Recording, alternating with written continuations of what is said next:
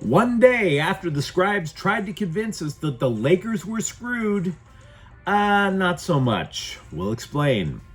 An iceberg-sized gash is sinking the narrative that Sean McVay didn't want Ty Simpson with the Rams. And Edwin Diaz says a surgically repaired elbow is just neato. Good morning. I'm James. And this is your daily dose of sports and snark for the greatest sports city in the world, Los Angeles. This is the Faithful Angelenos Morning Report. It is April 29th, 2026, back in the hotel with a leaky roof. Yay for me. But you know what? We're still going to start the day off right by talking about the majesty of LA sports. And if you like being in the know, clickety-clack the like button. Clickety-clack the subscribe button. There's a notification bell. Hit that. It'll let you know when we drop an update. Sharing is caring. Let people know we exist. And by all means, comment. Now, before we go through the news, we have a quick look at the scoreboard. Miami 2, Dodgers 1.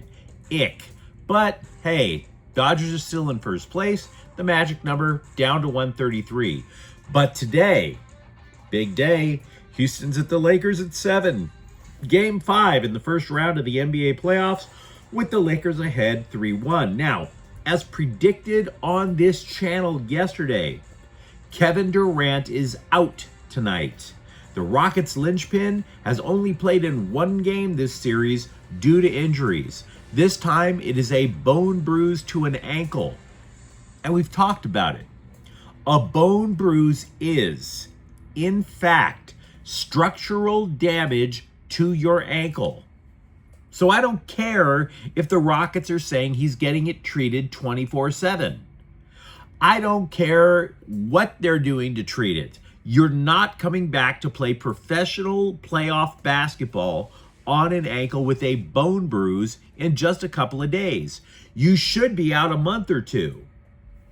ESPN is, by the way, reporting, conversely, that the Lakers guard Austin Reeves could play. Reeves said he's optimistic. After the Rockets avoided a sweep Sunday, we all noticed how all the journalists got busy journalisming about how they were going to get us to panic. Oh, the walls are closing in. Then they realized just how stupid they look, and they're like, so yeah, if the Lakers are focused, there's a really good shot they're closing it out tonight. Miami's at the Dodgers at noon. Tyler Glasnow versus Sandy Alcantara. And Toluca is at LAFC at 7:30. This is CONCACAF Champions Cup semifinals, the first leg. So with that out of the way, let's get to the news. I get that it's totally time to move on from the NFL draft. I specifically avoided talking about the Rams and Chargers yesterday for that very reason. And yet I have to bring up, once again, the alleged fracturing of the relationship, the bromance between Sean McVay and Rams general manager Les Snead.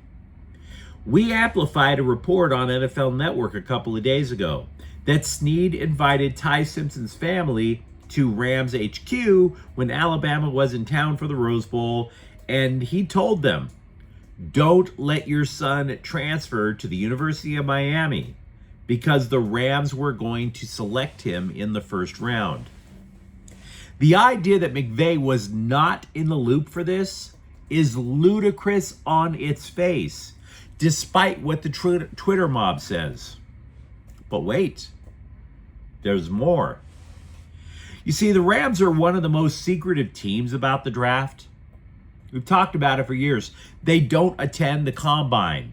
That's intentional. They do not invite prospects to the facility because that has to be reported to the NFL. Family members? Sure, come on by. Don't have to report that as long as you don't bring the player. For meeting the player, they're going to hop on Frontier, pay extra for the bag of M&Ms, hopefully the peanut version, and travel to see the prospects. That does not have to be reported. So I'll give you a guess. Who did Sean McVay see? Who did he fly out to see? before the draft. You guessed it. Simpson told ESPN, quote, "We tried to keep this under wraps as long as we could. It was something to where I knew they were interested, but they wanted to make it private and didn't want people to know that they were interested. So I had some secret meetings with Coach McVay, and I was trying to be on script and do what everybody told me and not to tell anybody," unquote. So I guess McVay wasn't as shocked or upset about Simpson as the gossip brigade tried to get us to believe. See, I still contend McVay's look, where he definitely looked nonplussed, non-optimistic, I don't think it was about Simpson. I think the reason he had that look was because he was like, how the hell do I keep Jimmy Garoppolo from retiring? Because I don't want the rookie to be immediately behind Stafford. He's only started 15 games. Now, I could be wrong. ESPN also reported that the Rams wanted to trade back so that they can get extra picks and still draft Simpson, which was a scenario, again, that we discussed on this channel before the draft. Now, I have one further thing to say before we can finally, for the love of God, turn the page on this controversy. Much of the carping, the complaining, the sturm and drang started with hot take tweets from a former Chargers player, Braden Fajoko, who coincidentally is starting a podcast next week because he is, quote, the bringer of truth and the knower of ball, unquote. Fajoko's tweet was, quote, Sean McVay did not want Ty Simpson. Oh my goodness, please watch that Rams presser, unquote. Okay, so I did.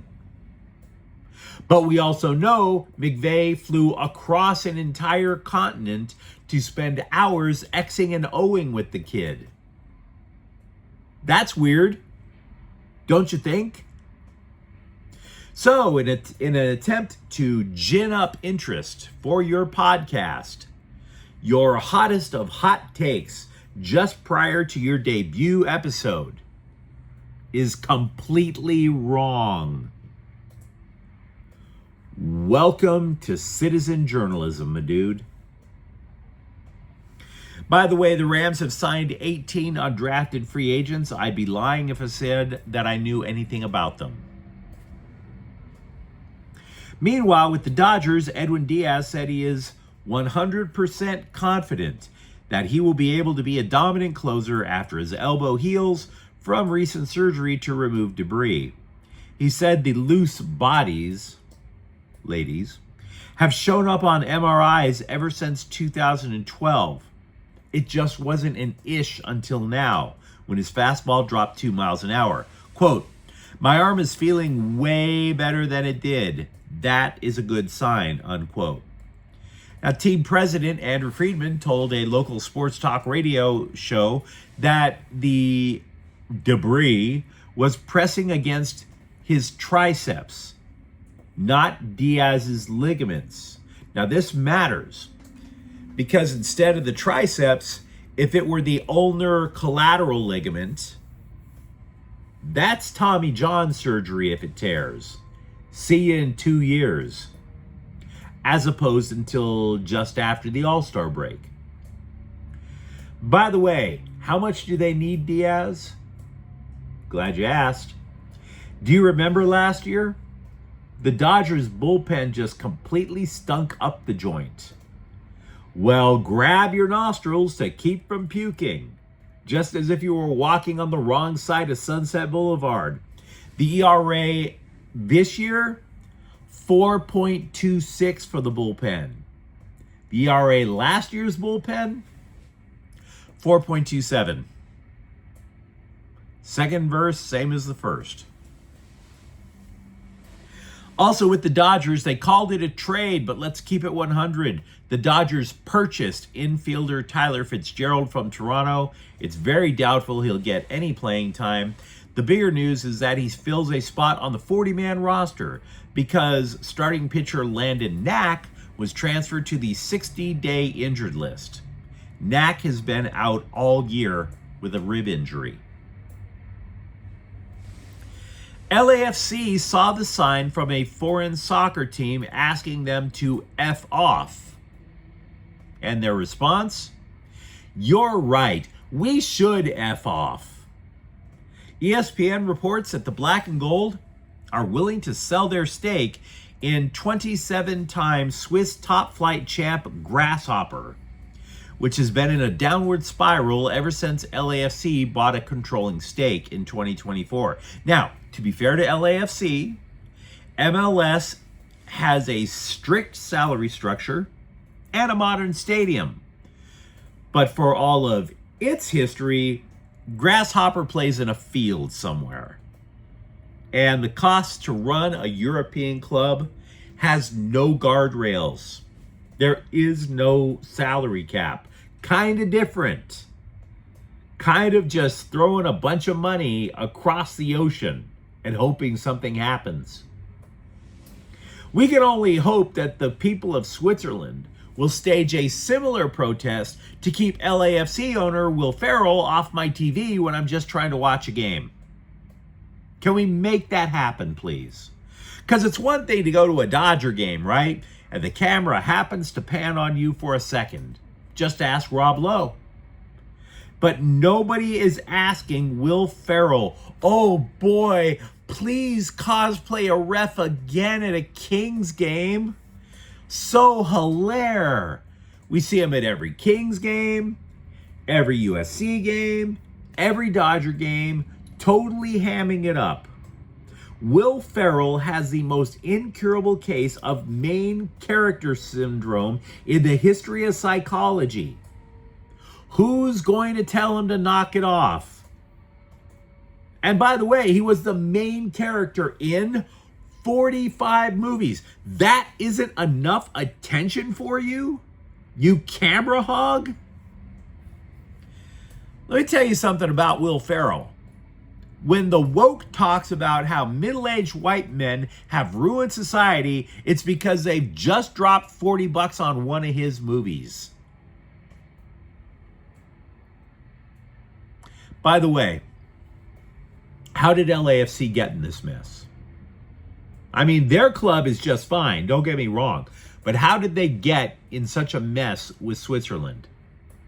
Because right now, LAFC in Europe is about as popular as Trump visiting NATO. Well, it was a couple of days ago when we were discussing Stacey Johns, a former chief financial officer with LAFC. The Black and Gold put her in charge of the Swiss team. Girl power. The future is female, right? We've all heard that. Well, she ran that club so well. 6 managers in 2 years. 7 technical directors. And oh, by the way, for a chief financial officer, she sure knows how to run up the credit card. Grasshopper is ridiculously in debt and at risk of being relegated. It's literally being buried deeper in a Grand Canyon-sized grave covered in monkey turd. That's what her leadership has brought about. So how did she react at the first sign of trouble? Glad you asked.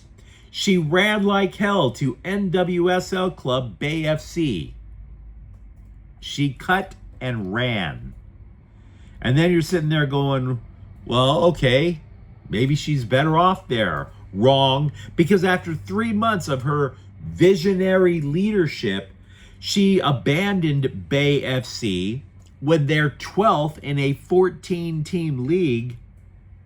This queen of collapse, the diva of defeat, the empress of escape. So you're saying, well, where did she go? Glad you asked. The Sparks hired her. The Sparks hired her as team president. And if you want to know why that franchise has missed the WNBA playoffs for 5 consecutive years. So let's all just take a moment, golf clap for the Sparks and Stacey Johns, the golfiest clap in the history of applause. Well done, Sparks. We knew the Chargers said they would get down to business about wide receiver Quentin Johnston after the NFL draft. They started by exercising the 5th-year option on his rookie deal. So he's going to make maybe as much as $18 million in 2027. Fully guaranteed.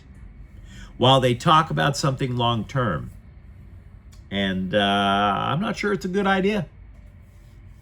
I'm really not. The dude is a mixed bag. First round pick, struggle with drops, right? Especially a bad look when you recall that after he was taken, Zay Flowers and Jordan Addison were taken immediately after that. But I will say this, when Johnston actually manages to keep his hands on the football, he makes a difference. He led the Bolts in touchdowns last year. But you let me know what you think in the comments thread. Who you got tonight, Lakers or Rockets? And for that matter, are you starting to maybe now understand that the Rams did want Ty Simpson? And if you enjoyed this update, don't forget to subscribe to Faithful Angelenos. We're talking LA sports every single day. Thank you for watching. I'm James. We'll be back tomorrow. Faithful Angelenos is a Keon Cortel Queso production. Take care.